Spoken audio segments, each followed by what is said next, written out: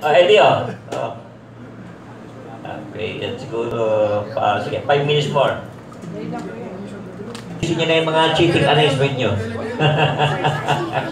Welcome to Friday Balitaan sa Hotel Rembrandt. At marami sana tayong bisita today. Pero yung iba ay dahil daw sa malakas ang ulan sa lugar nila ay malilate, lalong-lalo na yung taga-Antipolo, si Boy Evangelista. Okay. Well, anyway, siguro tawagan natin muna itong ating pinaka-pastor ng Rembrandt, si Pastor R.B. Castro, para magpaliwanag at pakilala yung mga bisita natin. R.B. Ayan. Yun. TV na to ah. Yes. Ano sa channel 11? Channel 7? May balita kayo na po. Meron na kami channel sir, the channel 5. Okay, good morning sa bagong pagbabago. Wala pa! Para ang kabataan ng pag-asa ng bayan. Magsisimula tayo dito sa Rembrandt, sa courtesy ni Professor Eric. Ito kanya magiging estudyante, mga pioneering, mga wizard and brilliant minds ng Pilipino. Magsisimula tayo sa Learn Next. Itong grupo pong ito, pinagmamalasakitan natin na lumawig ang kanilang programa para sa benepisyo ng sambayan ng Pilipino, pati mga magsasaka in the future. Ho, ho, ho, ho. So, katabi ko po rito si Ethel at ang dalawang bata, si Juancho, Jove, Ea, at ang kanyang mother, si Joy, Sunny, and Sales Marketing, at saka si Nel. Okay. Ang ating pong concern ngayon ay para pakita sa inyo na meron pa palang pagkakataon. May future ang inyong mga anak. Especially mga bata na ma-develop natin ang kanilang minds from 6 to 16 years old, pwede po matrain. Ang ating pong mga benepisyo ay hindi lang pang-personal, hindi lang pang-pamilya, kundi pang-bansang Pilipinas. At maaaring ito manguna sa ating Asia na ang Pilipino may pagmamalaki. Sa magitan po ng programa ng Learn Next, ito ang Brilliant Mind Multi-Sensory Development Workshop. At ito po ay makikita nyo sa magitan lang. Pasimula agad natin, Professor Eric, demo, to see is to believe. Ito po mga normal, ang kanilang eyesight, medyo may exemplary tayo dahil si Juancho, paliwanag na kanya mami. So, yung mga children po kasi natin, they will perform blindfolded. So, para makita po natin kung ano yung, they are using all the sensory po. So, sense of touch, hearing, and yung smell po nila. So, yun po yung ginagamit nila. So, si Juancho po, medyo without eyeglasses, malabo na po talaga yung mata niya. Because 800 yung grade niya, plus 850 on the left, plus 300 and 300 astigmatism. So, mas nakakakita po siya kapag naka-blindfold siya. So, tingnan po natin kung ano yung tali, yung actually, yung kaya nilang gawin. So, we have po dito si Joe. So, this is barely 1 month pa lang po siya. Apo. So, Job is 10 years old, 8 years old, Juancho is 9 years old, and Ea is 9 also. So, pakikita po muna natin para mamaya po pag-uusapan natin kung paano nila nagawa yung ganitong talent nila. Okay po. Okay. So, camera, Okay, so pwede actual nyo po demo, pwedeng i-zoom. Sikit. Babasahin pati ATM number mo. Naka-blindfold. Hindi nga. Pati ilan ang bigote mo. Pwede ba lagyan ng laman yung ATM ko? Oh, sige. Okay, so let's start with Juancho po. Kuya, bang matabo yung tubig mo? Ay ba to? Juancho. Okay, so pa-test po muna namin kung sino pong gusto mag-test ng blindfold kasi baka may may sensor dito na pinipindot. Ito, scientist natin. Okay po. Sige. Pwede pong pa-check po.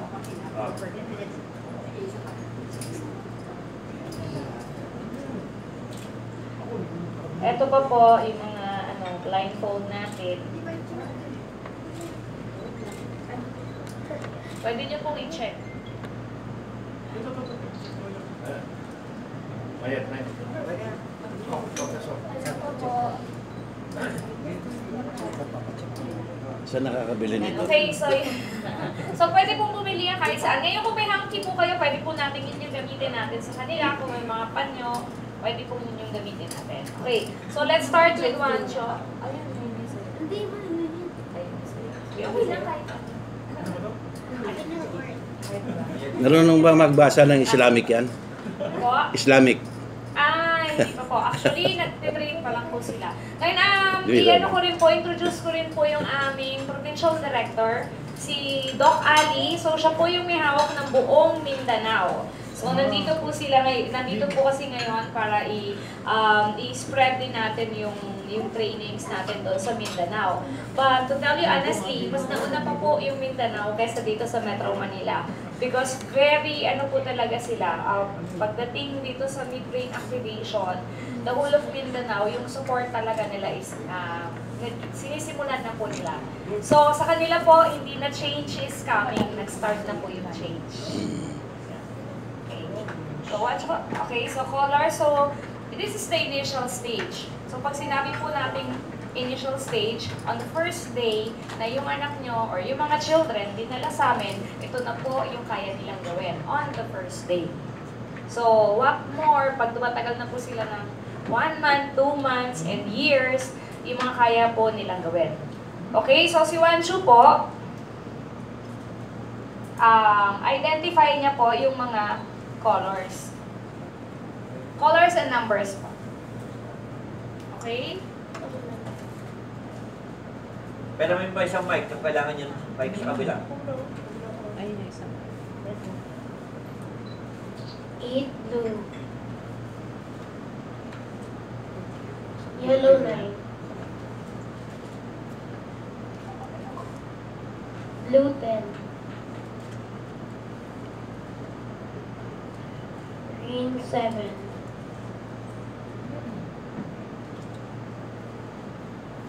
One green. Yellow 2.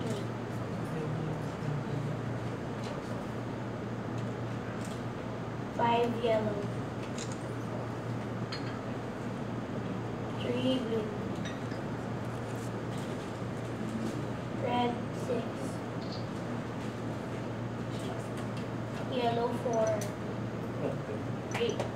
Pwede ko siya rambulin. Ay, pwede po kayo po Rumble yan. Pwede ba?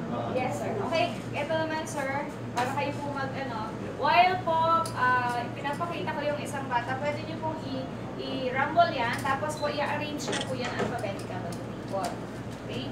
So, let's go to Joe.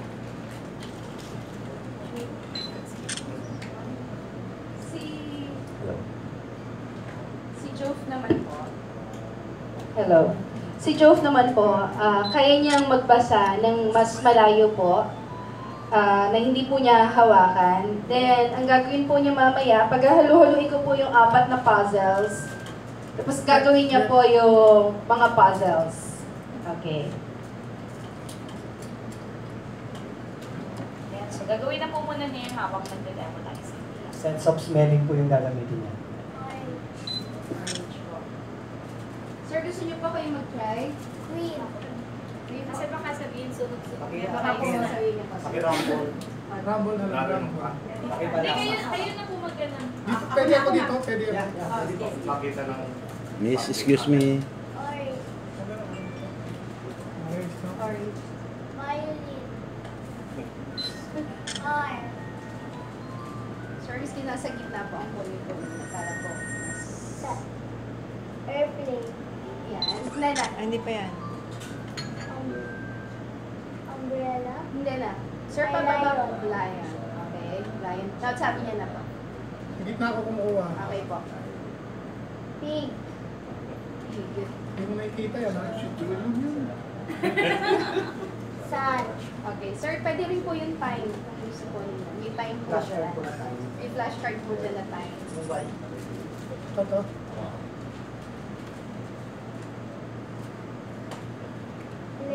o'clock. Midnight or... Ay, ikaw naman. Ikaw naman. Yan. Ay, ikaw naman. Yung susunod ko naman po, sir, paghahalu-haluin ko po yung 4 na puzzles with 20 pieces po for each yung per puzzle po. Tapos gagawin ko na. Siya tapos doon ah. Sige po. Siya din. Then ikaw. Siya. Di ba yung bala nakaganan lang? Mamilami po niya kasi. So ang mas dominant po kasi kay Joe ay yung sense of smell po niya. Naamoy yun ang layo. Actually, dinemo rin po namin siya sa Ayala Alabang de la Salle. So, ganyan din po yung ginawa niya. So, okay po sa de la Salle. Okay. Okay na. Ice cream. Dapat dalawa yung blindfold. Tsaka si Joe po na meron po siyang handkerchief sa loob po ng mata. 11:30. Tama po ba? Okay.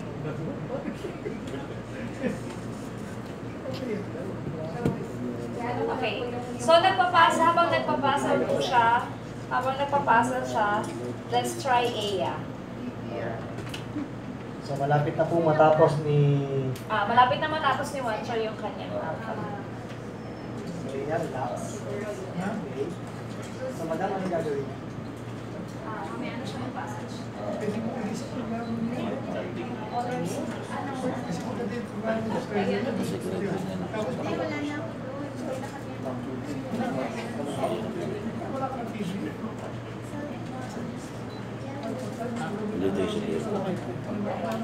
TV. Okay, so pwedeng hingi po kami ng ID, license, or any ID para papasahin po ni Aya. Tapos meron po si Wancho. Ito ah. Ito na lang. Ito ID. Wala man natin. Ano, amoy din yan? Maamoy niya ako?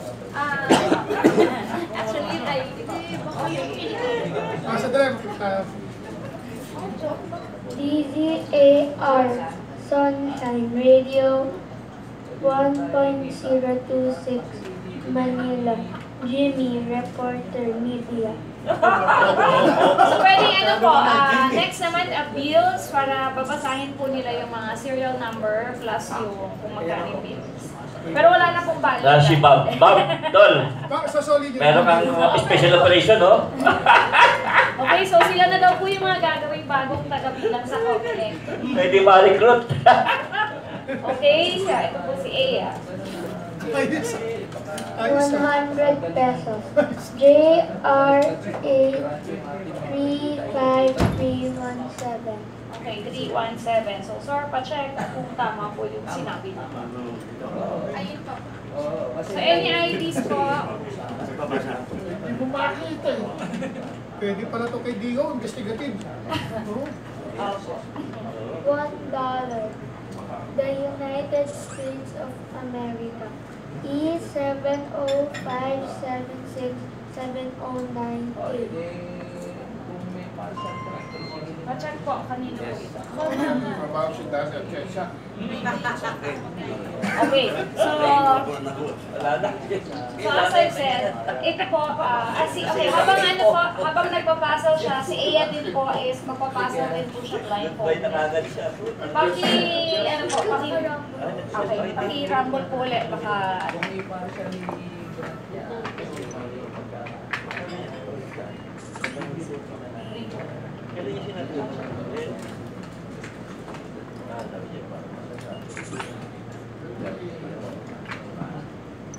Okay, so ito po yung kanyang puzzle. So habang ginagawa niya po, explain ko lang po ulit ng konti.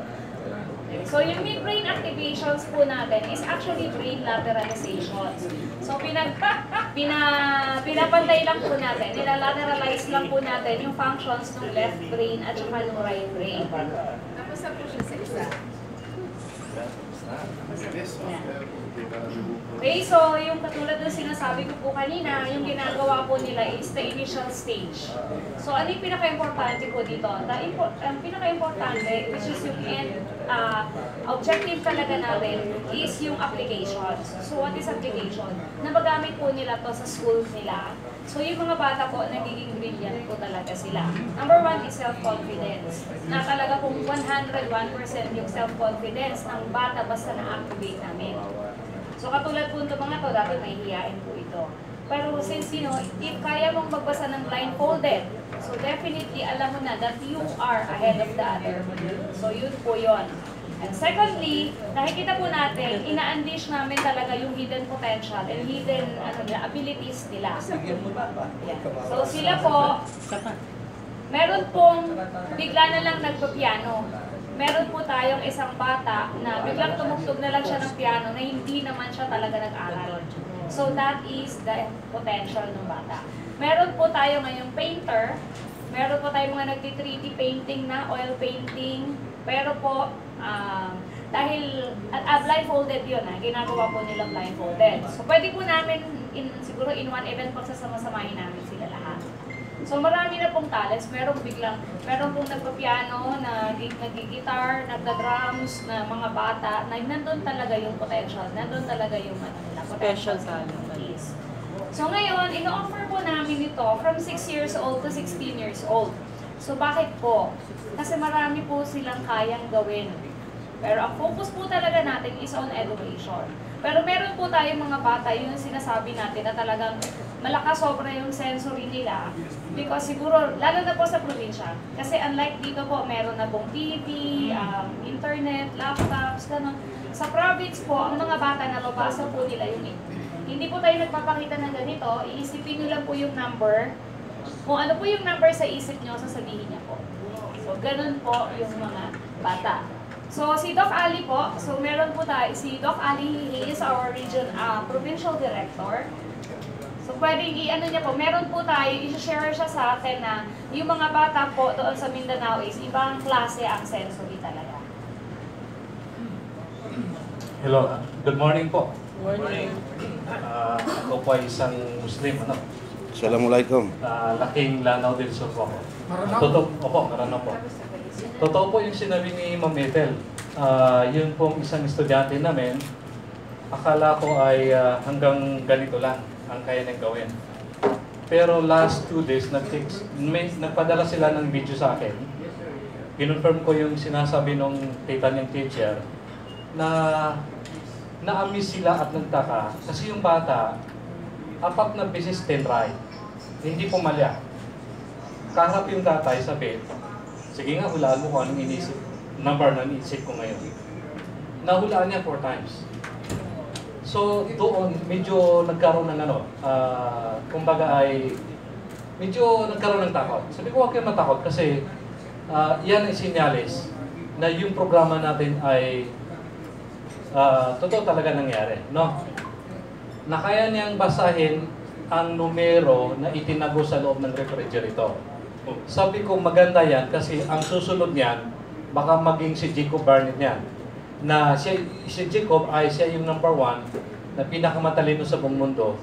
Kaya niyang hulaan kung ano yung laman ng refrigerator. At the age of 10, naging graduate ng college. At the age of 13, naging professor. Siya ngayon ang pinakamatalino na tao sa buong mundo using only 7% ng kanyang brain. 3% sa kaliwa, 4% sa kanan. So, may posibilidad na mangyari sa mga anak natin yan. Itong programa na ito ay malaking tulong po sa amin. Bakit? Kasi ang Lanao del Sur, kami po yung pinanggagalingan ng kuryente, no? Halos sa buong Mindanao. Pero kami po yung may problema. Patay sindi ang ilaw namin. Kami ang mataas magbayad. Kaya nga sabi ko, nung dumating ang Learnix doon, sabi ko, ito na yata yung solution. Bakit ang mga bata sa amin ay limitado lang? No? Kasi walang pagpatay ng ilaw, walang aral-aral. Correct. So sabi ni Ethel kanina, yung anak natin magiging ahid na sa mga ibang bata. Tama po yun, kasi walang sinabi ngayon ang patay sindi sa amin. Pag brownout, tuloy-tuloy yung aral ng mga bata sa amin. Bakit? Kasi pwede na silang mag-aral kahit walang ilaw. At ito po ay nasubukan na namin.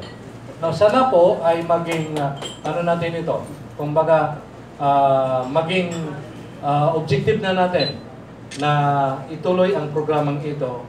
Kasi sabi ni Duterte, nung siya kumakampanya, change is coming. Pero sa programang ito, dito talaga yung pagbabago.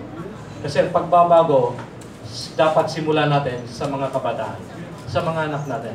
Kasi kung ano yung i-register natin, kung ano yung inject natin, ibigay natin mindset sa kanila, paglaki nila, yun na yun eh. Tama po? Itong administrasyon na ito, sana magtuloy-tuloy yung pagbabago na gagawin ng ating bagong presidente. Na hindi sana mapatid pag alis niya. Ibig sabihin, pag umalis siya, ay baka bumalik ulit yung binago niya. Sa mga kabataan na ito, kung ano yung inject natin ng pagbabago, yun na yun yung pagbabago. Kasi yun na yung nakakisnan nila na naituro natin sa kanila. At ito na po, sa pamamagitan ng programa ng Learnix, naniniwala ko, mababago po natin yun.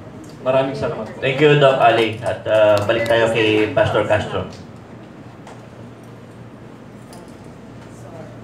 Alam ko marami mga katanungan sa inyo. At kung kinakailangan pa, narito inyong kaibigan. At atin po itong susuportahan sa advocacy, sa media, mga Filipino inventors, mga bata na ang mga inventor. Kung ano inihasik natin ngayon, yun ang aanihin natin. Basta mabuti. Kaya nga itong next, bawal po yung may masamang motibo, hindi kayo matututo. Ay, ibig sabihin, even ang mga senior citizens, kung gusto niyo gumaling, kaya po. Matutulungan ng PWD. Pag ako'y nagbibiyahe, ang aking navigator, si Bulag Caster, kilala niyo, Romel.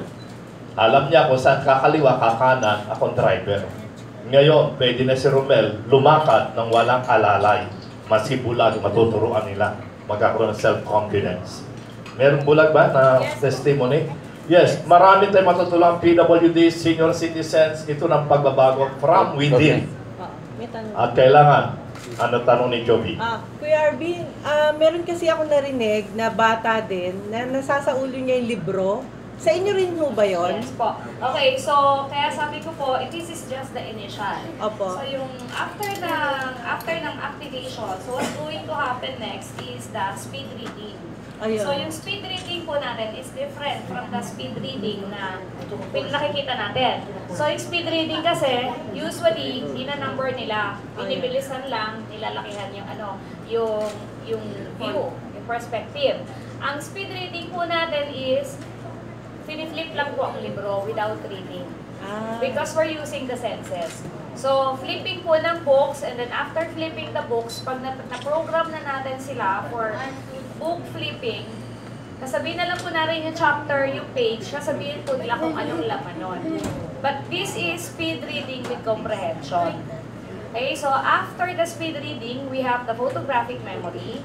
And then, meron din po tayong one touch na tinatawag o yung laser reading natin na hindi na po binubuksan yung libro. Ayun. Hinahawakan na lang. So, meron tayong isang laser kit na nasa Bulacan, nasa Liquito, Bulacan. So, yun si laser kit natin. Pero, hindi pa po natin siya nilalabas. Kasi medyo, inaano pa po natin siya. Baka, ano po ang Department of Education. Pero, syempre, yun yung ano po natin. Kasi may nag-offer sa akin ng bata na yun eh. Hindi ko man lang pinansin muna kasi nga iba yung ano namin ginagawa. Nagulat lang ako. Ganyan din halos yung ginagawa. Opo. Sa inyo po pala yun? Yes po. So, yung speed reading, photographic memory, and yung laser reading namin, or yung one touch. So, ito po, hindi lang po siya talaga for kids. Meron, ang ano po namin is 6 to 16 years old. For kids po yon. Pero meron din po kaming program para doon sa mga nagbabar exam. Yun po yung nag-speed reading po ang binibigay namin doon. Speed reading and super speed reading. So meron po tayo mga nagre-review, mga doktor, mga lawyers, yung mga kumukuha po ng sa board, yung mga sa property, ng mga exam. So nag-exam, nag-training po sila sa atin para mapabilis po yung memorizations nila. Another thing po, meron din po tayo in the line of health po. Kasi po, marami po tayong stroke patients. Meron po tayong mga mga senior citizens na kapag nag-brain gym siya, okay, yun. Kapag nag-brain gym yung senior citizens po, medyo ano na po sila, hindi na po, hindi po ito yung post-stroke patient namin talagang in just 1 week po nakalakad, na idiretso po yung kamay. Yung ano po yun. So, meron po talaga kami mga patients na gano'n. Sa blind po, meron kami si Mr. Paulo. Si Paulo po, may-ari po siya ng company. Nagagan lang po siya sa may Timog. Actually, napalabas na siya sa maalaala mo kaya because yung buong family nila nabubulag at the age of 30. So ngayon po, yung ano natin, ngayon nakakalakad na po si Paulo sa loob ng bahay, nakakaakyat na siya sa stairs. Pero maganda dyan, naayos na po niya yung cabinet niya, yung mga damit niya, according to colors, kahit blind po siya. Yes po, sir. Paano nyo ba ipapaliwanag yung sekreto dito? Bakit parang bagong discovery yan? Okay, so ito po actually is hindi mid-brain activation ang tawag po natin dito kasi lateralize po natin yung left brain and right brain. So ibig sabihin po kasi yung right brain kasi natin pag sa study po, yung right brain natin nandyan yung mga creative sides natin. Diyan ng music, nandyan ng love, nandyan ng emotions, nandyan po yun lahat. Now, yung left brain po natin is the logical brain. So, nandun lahat yung numbers, math, reasoning, logic, science, nandyan po siya. Now, pag po nagsama siya, ang amin po kasi is pinagdidikit lang namin siya. Pinagdidikit means pinag-meet namin siya halfway. In which ito po is proven and meron po kaming mga neurologists to back us up. Meron din po kaming developmental psychologists to explain kung may mga questions. Ngayon, ano po siya is pag nag-lateralize na po siya, magpa-function po yung yung senses natin. So number 1 po, di ba pag nagkasunog po, nabubuhat po natin yung ref. Kasi po, yung emotions natin sa right is sobrang taas. So yung powers ng super, yung sinatawag lang natin siya na powers kasi yun yung nakaguess na natin. Pero sa totoo lang po, yung capacity natin, endless talaga. Mapapagod lang tayo kasi nabigyan tayo ng bata pa tayo na sa left brain natin na pag tumakbo ka ng ganito kalayo, magaling ka na. So pag sumobra ka pa doon, pagod ka na. Yun lang po yun. Pero pag walang laman ang brain, ang bata po kahit maglaro mula umaga hanggang gabi, hindi po napapagod. Follow up lang. Opo. Bakit ho hanggang 16 years old lang? Yung over than that, hindi na ho ba pwedeng maging mag-try? Pwede po, pero on the speed reading po. Ang iniiwasan lang po natin is magamit siya na abuse, misuse. Kasi po pag talagang sa bata lang po. With good motives lang po. Kasi hindi natin ano kung ano yung iniisip ng mas matanda. Dahil kung nakikita po natin, nakikita na nila kung ano yung kahit naka-blindfold sila. Like my children don't go to a regular school. Kasi makikita rin nila yung answer ng teacher nila. Talaga? So lahat po sila naka-homeschool. Naka-homeschool sila. Kasi baka ano rin kita nila yung answer ng katabi nila. Yung nanay nila marunong din? Magulang? Hindi. Opo. Nakakabasa na rin? Ay, hindi po. Hindi po namin ginagawa. Yung field ninyo, yung system ninyo, naniniwala ba sa telekinesis? Telekinesis, yes po. Naniniwala kayo dyan? Yes. Do you think you can achieve that? Actually, sir, marami kaming batang may ganung powers. Tawag natin. But, we don't recommend. Gusto po natin gamitin lang on education. Kasi mahirap yung pag lahat ng bata naging ganon eh. So, let them use that only in education. Kaya hindi po kami, actually, marami na po na gumagamit nito sa hindi maganda. So, kaya kami nagkaroon ng 16 years old. Excuse me, Yes, wala bang palaksin yung dating gobyerno na si Pinoy para ipakita na meron tayong mga batang may talentong buhay? Alam mo, papagalingin niya si Pinoy. Kasi yung mga pamangkin niya, Actually, sir, doon kay James yung isa pamangkin niya, stick eh. Si Joshua. Joshua. Kung kikilalanin ka. Oo nga. Sir, meron tayong PWD. Hindi lang namin kasama ngayon. Pero yung PWD namin is our Walking Inside Sudicha. Ibabalik po namin siya dito susunod para matanong niyo po siya anything about history, of all era, of all places. Pwede niyo po siyang tanungin.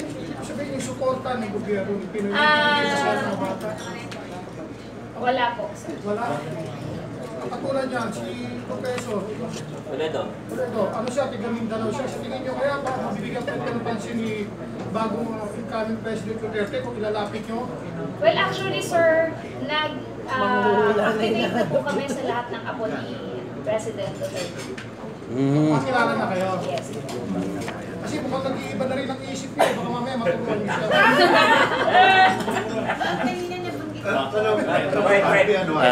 Apo. Kaya sabi ko, gusto yung tanong ito. Kasi Reverend Arvin Castro. Yung nakasaad sa Biblia, nasabi ng Panginoon, pupunuin ko ng kaalaman ng mundo. Ang kaalaman ng mundo ay siyang gawawasak ng mundo. Ano sa palagay mo, may connection itong kaso ng natuklasan o ano ba ito, Bukasiya o Okay, magandang tanong yan. Ang Bible, pinakaunawa dyan is the power of God. Sa theology, we call it the grace of God. Yung essence of God, hindi natin malalaman. Only Christ ang nag-reveal. Okay? Pero yung ginawa at sinabi ni Christ, yan ang divine will, divine energy. Yung dumating sa apostles ng araw ng Pentecost sa anyong bilang apoy, yun ang Holy Spirit, yun ang divine grace. Iba yung divine grace kaysa yung human will. Tayo may human will. Ito pwedeng ma-excel, pwede ma-develop. Human will ito, human energy. Pero yung divine energy, yan ang ating tinatanggap as a gift of God through the church, in the church. Yung tinatawag na grace of God. So yung mga sacraments, yan ang tinatawag na power of God, grace. We do not become divine by nature. We only partake of the grace of God. Kasi iba yung divine nature, iba yung human nature. Ang divine nature may divine will. Yung human nature may human will. So may distinction po yan. Pero paano natin makapag-participate tayo sa plan of God?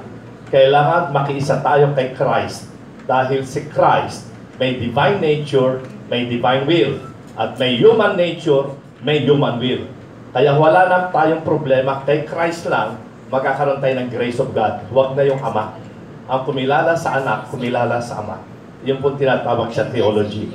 And we call it divine grace. Ito, nadidevelop psychological ito. So walang kaugnayan yung psychology sa spirituality. Psychology, kahit anong religious background mo pwede. Sa pagdating sa theology ng church, magkaiba ang psychology at saka spirituality. Iba level niyan. Okay. Thank you. Siguro. Sige, Kid, go ahead. Sige. Let me rephrase. Yung sinasabi ng Panginoon na kaalaman, hindi ito kasama doon. Kasi ganito, Arvin. May posibilidad kasi na nababasa niyo, ang iniisip pala ng ibang tao, di ba?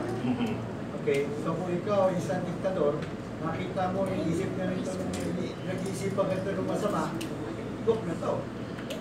Actually nga po, pagka ang motibo ay masama, wala po yun. Human will pwede, pero yung divine grace wala.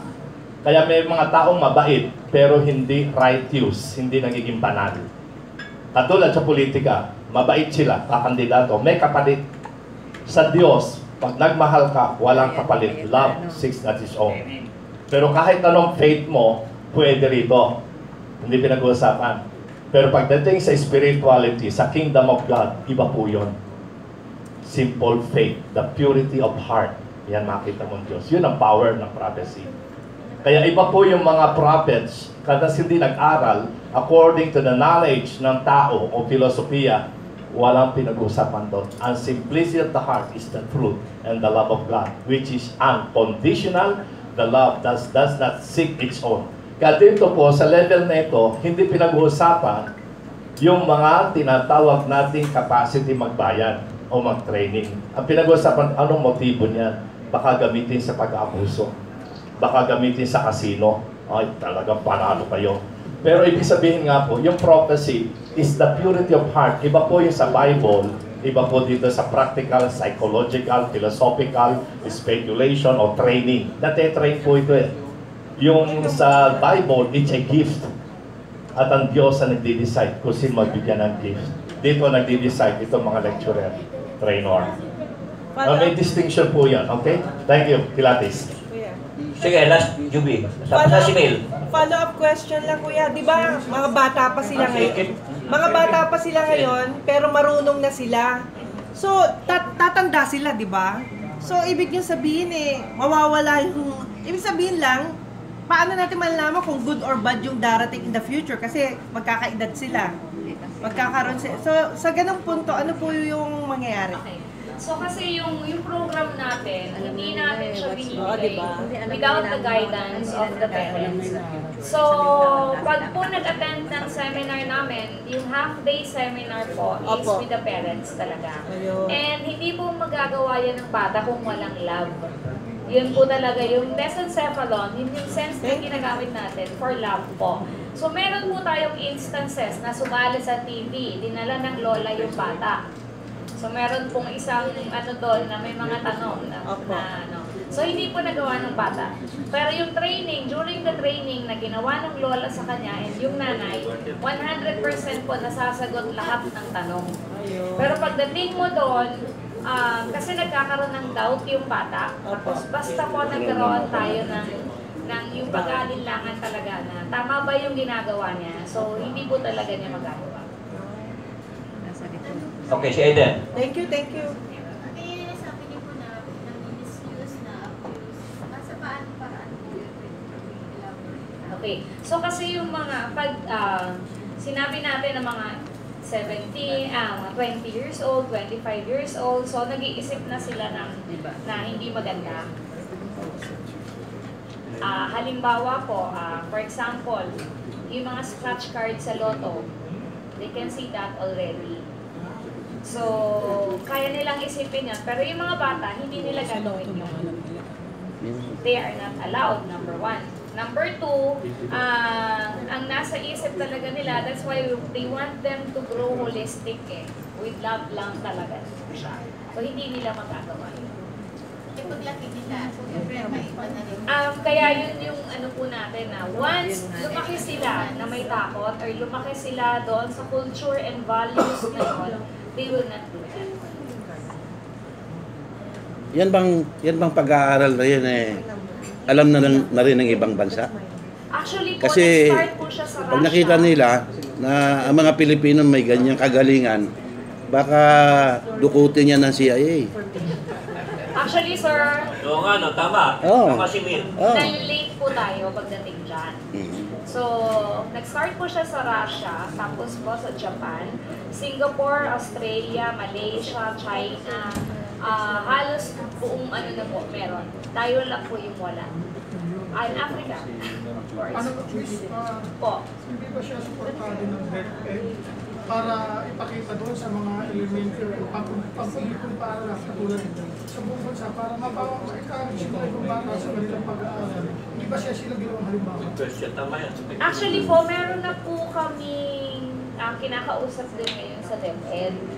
Pinresent po namin. Ngayon, pinag-aaralan po kasi medyo late back po tayo pagdating dyan. So, iniisip nila paano yung book, sayang, paano yung teachers. So, sa atin po kasi pinapahaba ng pinapadami yung subject.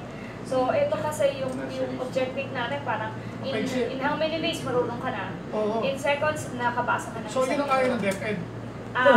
Hindi po natin sinasabing ayaw nila, pero pinag-aaralan po. Kasi doon sa nakita ko sa mga bata, advance yung kanilang pag-iisip sobre. Lalo pa kami nandito.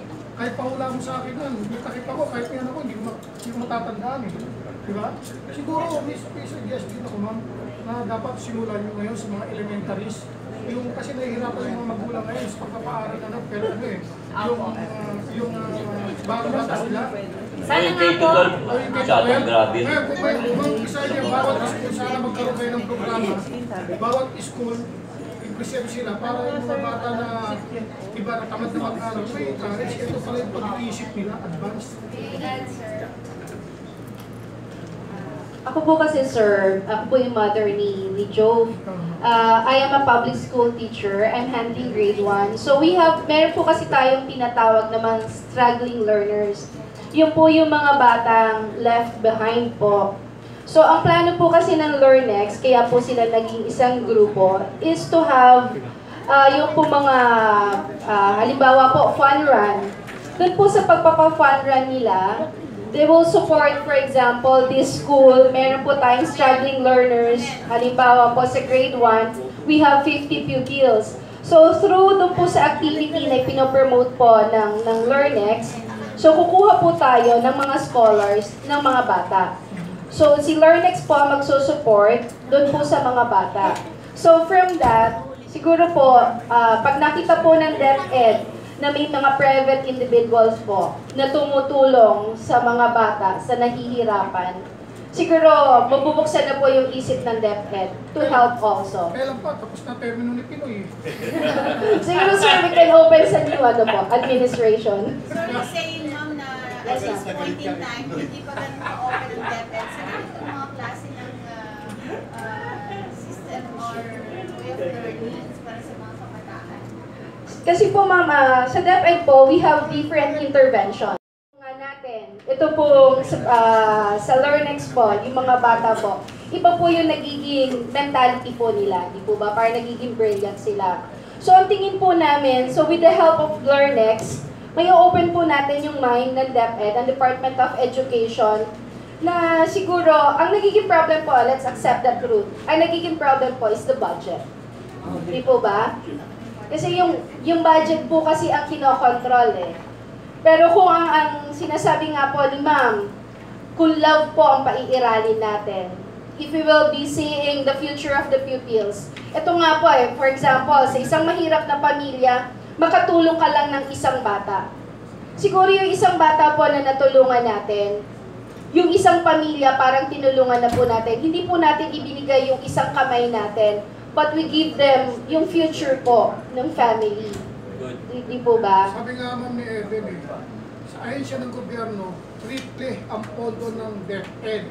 So may sinasabi nga si Digan doon, na yung kettlebell, pinag-aaralan niya kung i-abolish o hindi.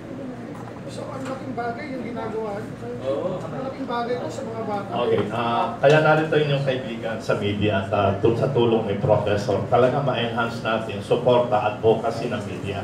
Tayo rin ang tutulong para ang ating future ay mapasimulan natin ngayon. With the help ng media, at ako'y nag-volunteer. Meron akong NGO, alam niya. Meron akong religious group, alam niya. At the same time, nasa media ako, nasa press. Hindi lang ako press, nasa press din ako.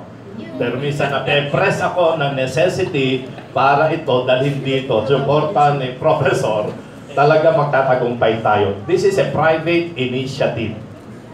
Ngayon, kung paano mabubuksan ang ating government at anumang kanilang ideology, kahit na paano, kahit katitig, makatulong tayo. And that is the power of the media. So, consider natin ito ay media tool. In a way, mga bata yan. Patutunayan natin ang Pilipino, ang mga bata, kayang tumayo. Tayo lang susuporta. Okay, Pastor, pahingayin mo natin itong ating mga... meron ka pa sabihin muna? O, meron na? Si Eden, si Eden muna. Okay. So number 1 po, sabihin ko na yung totoo. Kasi number 1, yung mga with the Department of Education, there's pride kasi.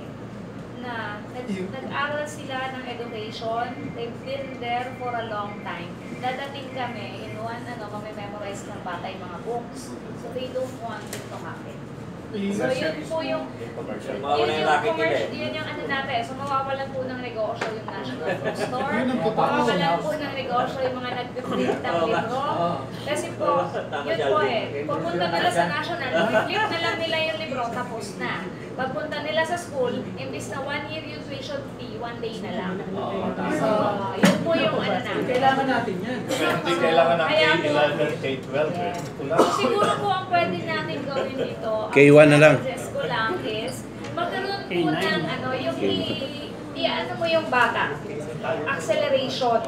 Diba? Kung halimbawa po, nagtitrain yung bata, kasi kami naman, we are willing to help also na dun sa price na kaya rin i-afford ng government. Actually, meron kaming price na talaga na pang public school. It's different na talaga it's 1/3 of the price na kung magkano namin siya ino-offer.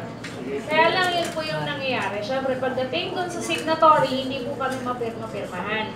Kasi nga, paano yung tuition fee na K-12? Samantalang dito 1 year, 1 day lang, na-activate agad yung mga bata. So, lugi po, di ba? Wala nang bibili ng notebook, ng ballpen, ng kung ano-ano. So, yun po yung, that's reality. Marami palang ipapatay na racket. Yung mga actually, yan po siya.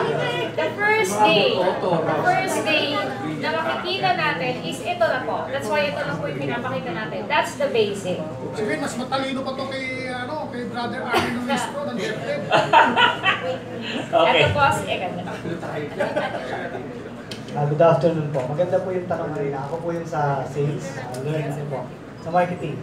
Artist po ako by profession, and then source speaker po ako sa DepEd. And then meron din po akong books na ginawa. Nung nagpunta po kami ni Doc Ali sa Mindanao, kami po yung naka-schedule doon. So by tomorrow, by land po kami, ikot po kami ng Cotabato, Ligan, Davao. Nakausap po namin yung taga-MSU, Mindanao State University, under kay Dr. Panda, na academic chancellor. Nung nakita po nila ito, present po namin sa kanila, nagulat sila. Ang ginawa pong initiative ng MSU, ito po yung makakatulong sa amin, sinabi sa amin na patuturuan nila yung 13 principals and then i-absorb ng buong Mindanao State University yung program. So isa pong nakikita namin na kung hindi po kagad makatap dun sa government, sa higher position, pwede po tayo sabay school. Like yung ginawa po ng Mindanao, kaya po ngayon iikot po kami together with Doc Ali kasi po nakita po na nila Dr. Panda na problema po sa kanila yung K-12, wala pong pumasa. And then sabi rin po ni Dr. Ali, wala pong nagiging cum laude doon sa area. So, kasi po, ang problema po, palagi nga pong patay sindi yung ilaw. Actually, kung kanina po, pwede po natin silang pabasahin ng nakapatay yung ilaw, naka-blindfold.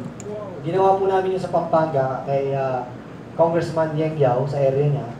So, doon po kami nagtuturo. So, kaya po nilang gawin yun. Kaya nung nakita po nila Doc Ali yung kahit patay ang ilaw, makakapagbasa sila. Okay. So, yun po. Salamat po. Thank you. At bago kayo umalis, make sure, bigyan nyo ng calling card si Bob doon, nandun sa dulo, yun, no? At sigurado, recruited na ito mga anak nyo. Walang biro yan. Okay, so meron po rin tayo sa mga PWD. So, yung PWD po natin, na-train natin, napapapunta na po namin siya ngayon ng Cebu, ng Davao, mag-isa, pinapabalik po namin. So, yung ginagawa namin, kukuha namin ng ticket, mag-isa, punta ka ng Cebu, balik ka ng Manila. So, ganun na po. Okay. PWD po. Yes. So, yun yung mga low, bali, ano po siya, meron po siya mental retardation. So, meron din po tayong priest, na isang priest na nasa Bicol na yung priest po medyo nagkaroon ng diferensya sa pag-iisip. Inalis po siya sa pagiging pare. Inactivate po natin siya. Ngayon, nagbibisa na po siya. Actually, meron kayo pwede makasama ito si Robert. Scientist namin. Okay. Pahingin muna namin kayo, no? Dahil gusto kong kausapin naman itong ating resident analyst at diplomat, si Ado Paglinawan. Alam mo, Ado, bigyan mo kami ng update sa post-election. Alam mo, maraming sinabi itong si Ado na ngayon meron ng linaw. Mas maliwanag pa kayo sa kay Danny Atienza. Ado.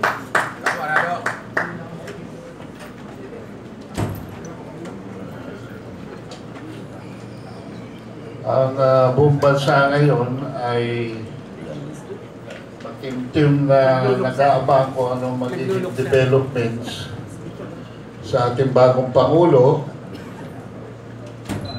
Unang-una sa proseso, tapos na po ang eleksyon, pero nagkakampanya pa rin si Bongbong Marcos. Parating na lang po natin sa kanya na may Presidential Electoral Tribunal. Ang nangyayari po ngayon kasi, hindi pa nakakaupo mga tao, pasok na ang intriga. Ang sambayanan, nag-aabang ng tunay na pagbabago. Ang mga recent developments po, hindi rin nakakatulong sa mga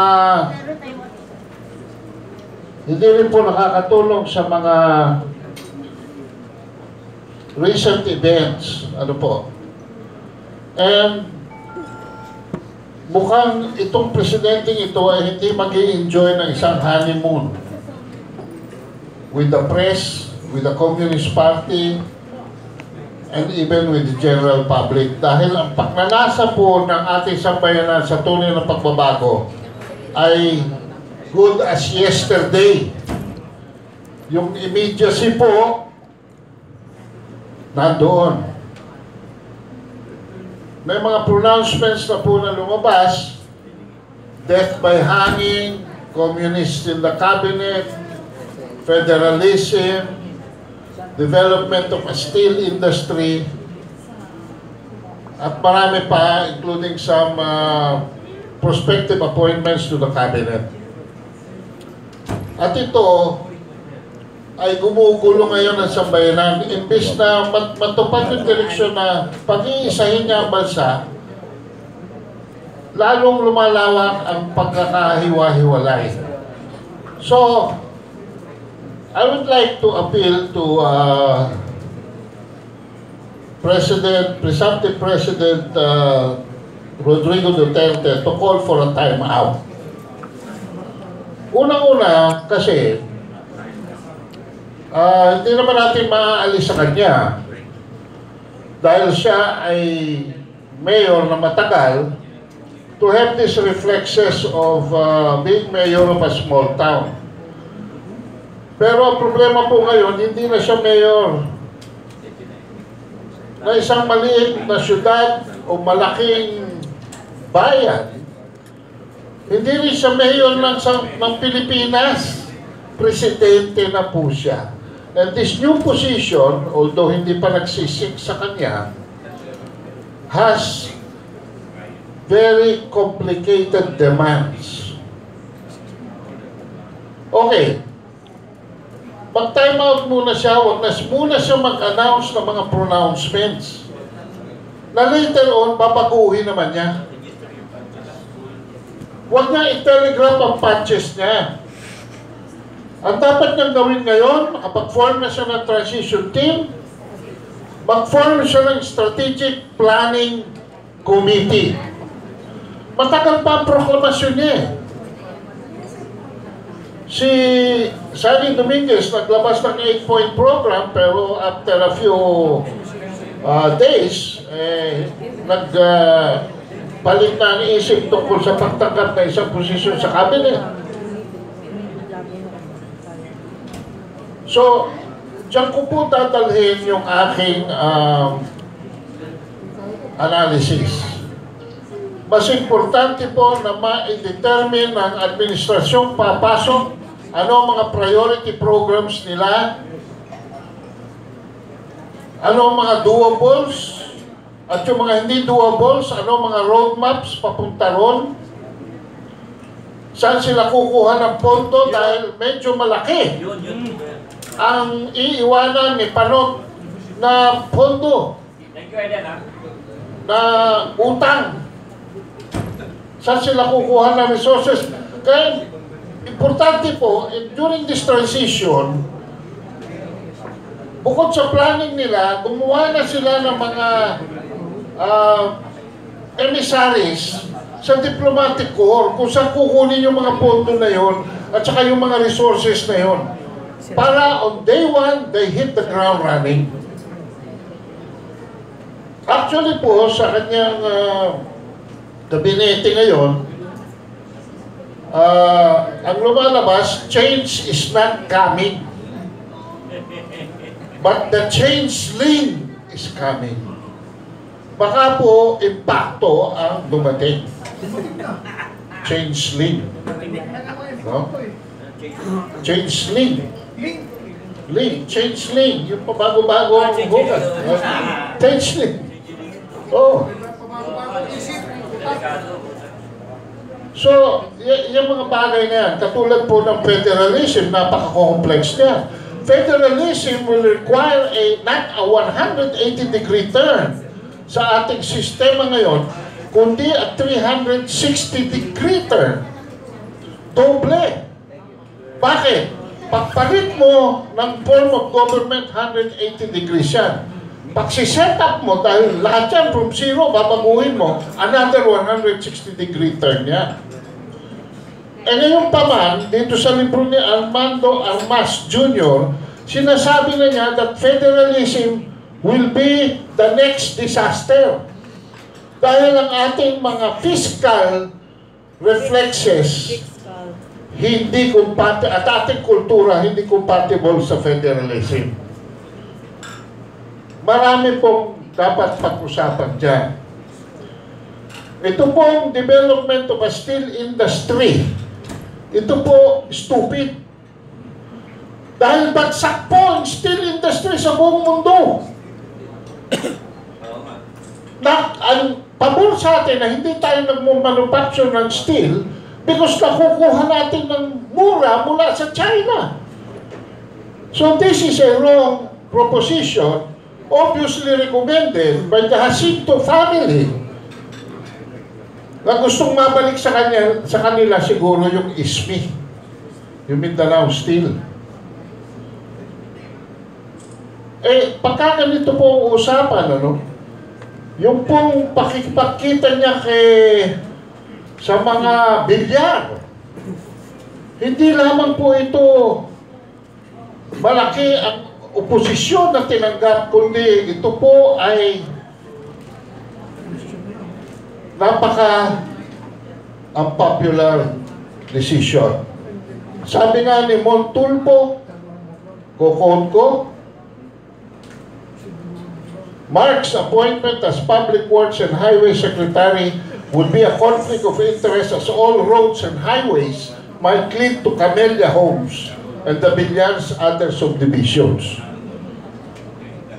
Seryoso po ito. Kini-question din niya yung appointment ni Panelo. Because si Panelo daw, sabi ni Tulfo, adversarial to the press, both in countenance and demeanor. At yung abrasiveness ni Panelo, magta-transfer daw and reflect on Duterte. So, itong mga issue na ito, palagay ko, ang issue kung bakit ultimong si Kibuloy ay dumidistansya ngayon sa Duterte administration. No? Dahil nga, can you imagine, the biggest investor to his campaign was Kibuloy, pero on day 1, nawala na si Kibuloy. Wala na si Mike Abe natin. And then Mike Abe, I think, is the one being quoted by Abante here, na umalma daw ang kampo ng isa sa masugid na taga-suporta na pinakamalapit na kaibigan ni Duterte. Dahil halos putulin ng mga tauhan ni Duterte ang komunikasyon kay Pastor. In other words, para yung ginawa ng asawa ni Bongbong Marcos sa kanya. Marcos Loilis, original. Kinompartmentalize si Bongbong from his Marcos loyalist. At pati si Imelda at si Aimee ay siniko palabas sa kampanya. Tapos gusto niyang manalo. Hindi ari yun. So, I believe that, personally believe that President Digong Duterte should call for a timeout. No? Ang medyo nagustuhan ko lang po sa Desisyon niya, kaya medyo may tuwalya ako ngayon. Naghihintay po ako ng patawag ni Manny Piñol. Dahil, dati na ako magsasaka. Dahil, overhauling namin ang Department of Agriculture. Pero hindi po tayo mawawala ng trabaho dito sa gobyernong ito. No? Dahil si Arto Gade po, si Vitaliano Aguirre, kaklase po yan ng kapatid ko at kaibigan ko matali. Naghihintay na rin akong patawag ni Jun Yasay, the 1-year Secretary of Foreign Affairs. So, ang aking po posisyon ngayon, very simple. Sabi nga, vigilant collaboration. Lahat po tayo mag-cooperate para tumulong tayo sa administrasyong ito sa maliit na ating magagawa upang magtagumpay ito, because this administration cannot fail. If this administration fails, susunod na po ang violence dyan. Kasi sabi nga sa Matthew 11:12, no? Na violent men will take over. Violent men will take over the kingdom. Yun lang po. Kung gusto nyo makipagpalitan ng pananaw, handa po akong sumagot sa inyong mga katanungan. Hernandez, tapos Juby. Pwede bang yung tuwalya mo, babahabain mo ng konti? Kasi yung tuwalya maiksi, panchuper yan eh. Hindi. Sinod ko lang ito ngayon kasi sumisip-sip ako kay Eric sa buwan. Saan ang bilhin nito? Hindi ko napapakita yung brand. Okay. Katanungan ko ito. Federalism is already in the air. And Congressman Alvarez, who is the proponent as Speaker of the House, says that they're going to have a coalition of all different parties, a move for the federalism. And there is also an announcement, it may take 2 years, and then we have the referendum. So in other words, we have enough time to orient our people. Rembrandt is a venue, other NGOs venues like JC's, Rotary that we can talk to. Do you have any idea, with your organizational framework and perspective, do you think it is possible for us to prepare our people for such an eventuality? You know, most Asian countries are already in a form of higher level than presidential form of government. Indonesia na lang yata ang naiwan. So, with your organizational perspective, do you think it's possible for our country to go in such an eventuality? And if there is, what is your suggestion and proposal for us to prepare the Filipino people? Thank you. Una-una po, pagsagot ko dyan, i-define ko sa inyo kung ano ang federalism.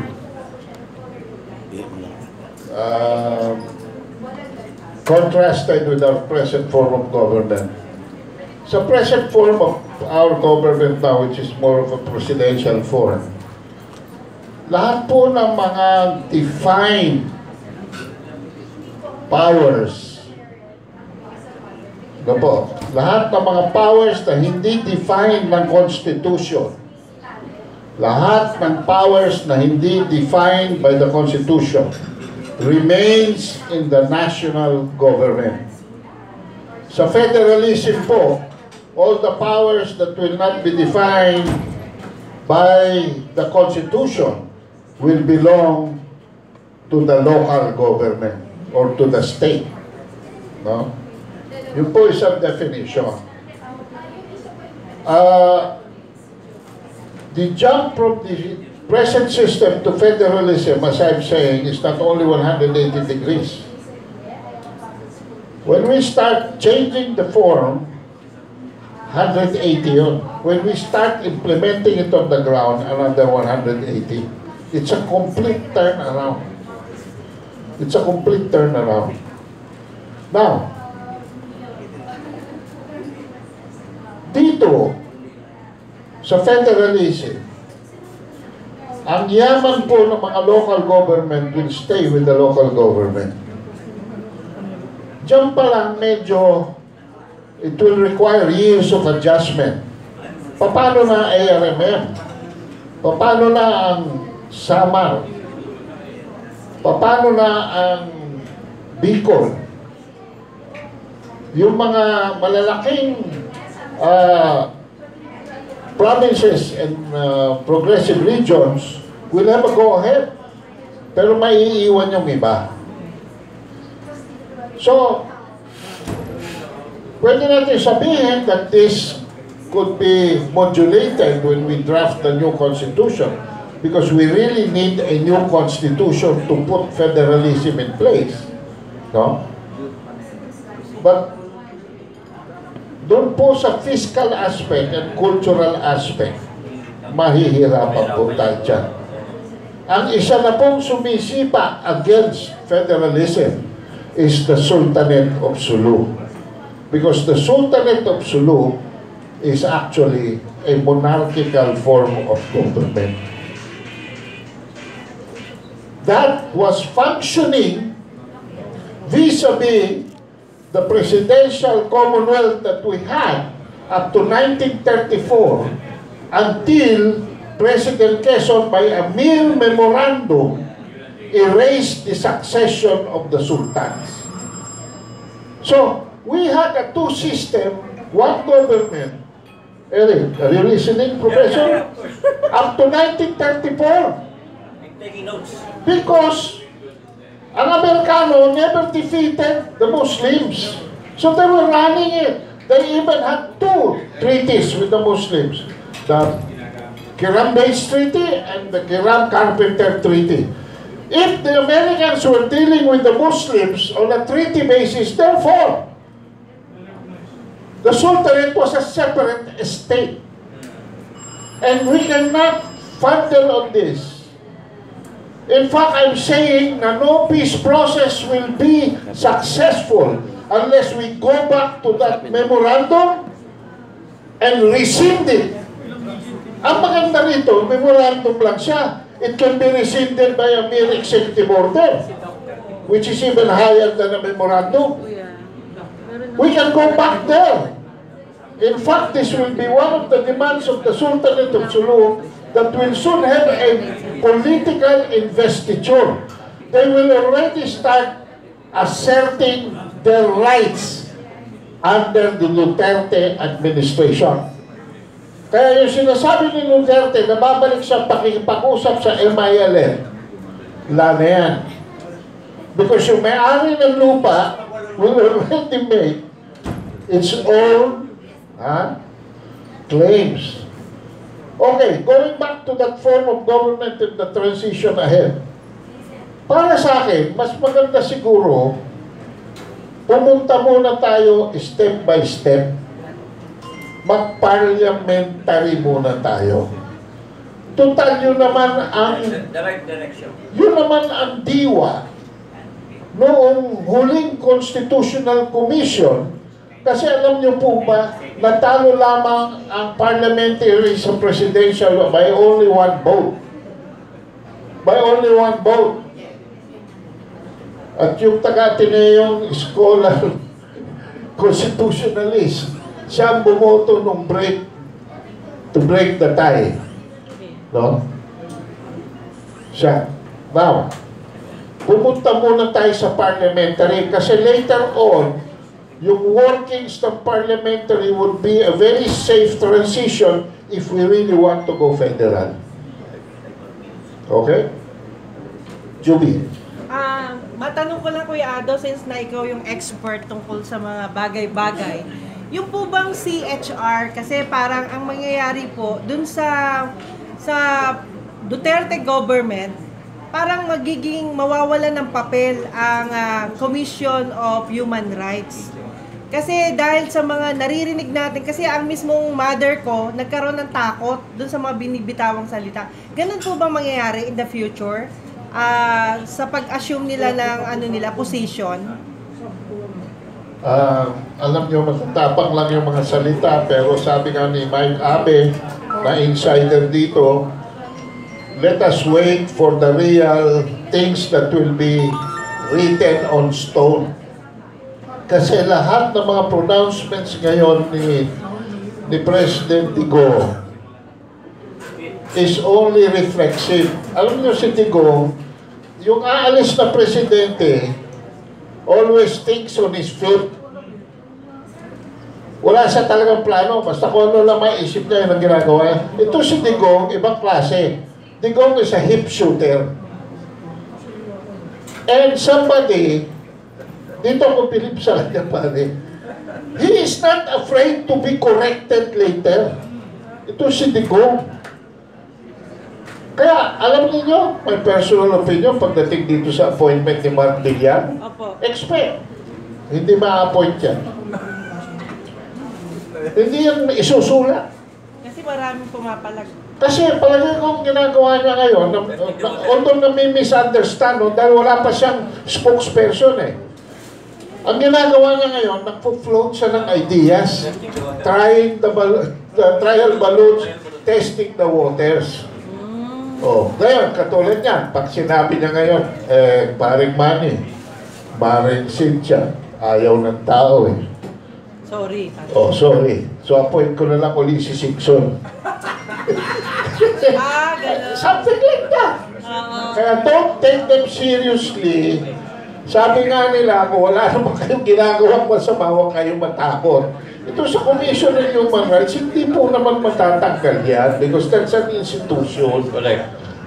Huwag po tayong palatala sa ating mga emotions. Nagtatrial balloon pa lang po ito. Okay. At one of these days, somebody will come say, time out. And the more educated process of governance will take over. Anyway, nandiyan naman yung mga taong meron naman siya mga pangalan ng mga inadmit na I sincerely hope na babalik si Sunny Dominguez at least doon sa diskurso, miski ayaw niya bumalik sa kabinete. Pag inoperan kang spokesperson, tatanggapin niyo po? O siyempre. Ako, hindi po eh. Hindi po ako tatanggap ng ng posisyon sa gobyerno. Okay. Hindi po. Hindi po tayo tatanggap. Thank you, Ambassador Ado. Ngayon lang po tayo yayaman na sa konsultant, tatanggap pa tayo sa posisyon. Thank you for educating us. At merong last information coming from Kit Kilatis here. Kit. Salamat na Utol Eric. Pero bago yan, pwede ba mag-devil's advocate muna ako dito sa federalism? Sige. Okay. Alright. Ito naman, isang pananaw ito, no? Meron na tayo actually federalismo sa ngayon. Iba lang ang tawag, local government code. At itong local government code is more actually, ang mga local government officials dito is are more empowered, di ba? Kaysa federalism. Kasi sa federalism, magiging hari na naman yung governor, kung governor ang head ng isang state, kamukha ng sa Amerika. Ngayon, ano po nangyari ever since 1992, kung saan sa bansa local government code, dumami po ang kurap, dumami ang kawatang mga bantay sa lakay sa gobyerno. Tingnan nyo ang mining industry, di ba? Isa na yan. Ano po ang nangyari sa bansa natin? Lalong lumubog. 4 na trilyon mahigit ang ninanakaw sa mamamayan.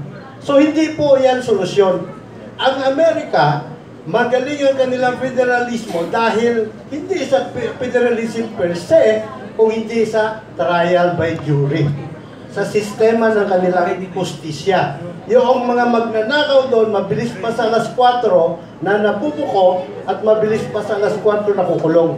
Dito sa atin, ang mga magnanakaw, para mabuking pa lang, dadaan ka sa butas ng karayom. Para panagutin sila, dadaan ka sa karayom ng walang butas. Halimbawa, ang mga kaso ni Binay sa Makati, more than 20 years na yan, probable cause pa lang. Kahit si Duterte o si Superman ng presidente, 6 na taon na siya sa pwesto. Diba? Paano niya mapapanagot ng mga kurap? Pagkaupo ng Pinoy administration, kaliwat kanan, nagsampa ng kaso tax evasion at smuggling. sa customs. Ang BIR at saka customs, nagkakarera pagsampa ng kaso. Linggo-linggo. Pero may nabalitaan ba kayong smuggler o tax evader na nakulong? Ako wala eh. Ewan ko lang sa inyo. Anyway, ang aking anunsyo, sana sa mga kapatid natin sa media, suportahan po ninyo kami dahil mamaya maghahain kami ng reklamo. Reklamo ng illegal detention and or grave coercion laban kay Muntinlupa Mayor Attorney Jaime Fresnelli at yung kanyang mga tanga suporta. Kami po ay kinuyog, hinostage po kami, muntik na nagkaroon ng Muntinlupa Massacre. So, sana suportahan po ninyo ang aming grupo. Okay, with that, I would like to thank our guests, the group of Pastor R.B. Castro, at Lernex, at siyempre ang ating resident na analyst at ambassador, at Paglinawan, si Kit Kilatis. Meron lang sasabihin si Leila. So, in appreciations and as a way of saying thank you po sa inyong lahat, we will be giving a free activation po doon sa lahat ng nag-attend. Pero yung mga ano nyo po is either anak or apo. So, pwede nyo po kami bigyan ng isang pangalan and yung contact number nyo na rin po, ite-text po namin yung schedule kung saan po yung activation. So, yung lahat po kayo, may isa po na pwedeng i-activate natin. Free. 6 to 16 years old po. 61. Pamangkin, apo, kapitbahay, kahit sino po yung gusto natin na nasa may isang activation po na gagawin natin. Tapos, sana po pag in-activate natin sila, present kayo para makita nyo po on that day kung ano yung change na mangyayari. Sige po, thank you po. Sa grupo ko naman, hired na kayo. At hintayin niyo yung tawag namin through Pastor Castro at meron ng trabaho ang mga anak ninyo. Okay, thank you. I would like to thank our guests and thank our media group here sa tulong ninyo sa pag-alalay sa ating forum. Thank you and see you next week. Salamat po.